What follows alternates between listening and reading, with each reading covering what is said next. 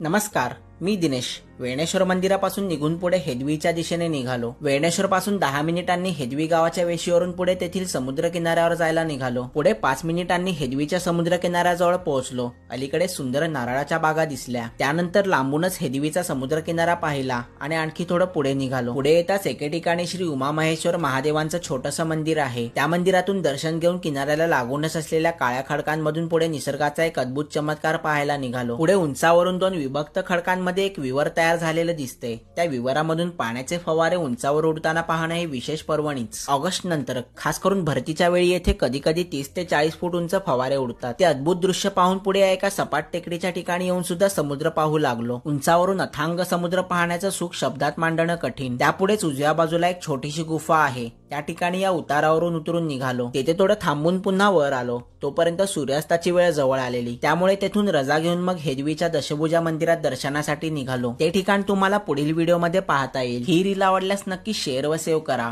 आणि याचा संपूर्ण व्हिडिओ माझ्या दिनेश नवले या युट्यूब चॅनलवर जाऊन अवश्य पहा. संपूर्ण युट्यूब व्हिडिओची लिंक तुम्हाला बायोमध्ये मिळेल. असेच नवनवीन आणि माहितीपूर्ण व्हिडिओ पाहण्यासाठी माझ्या पेजला नक्की फॉलो करा.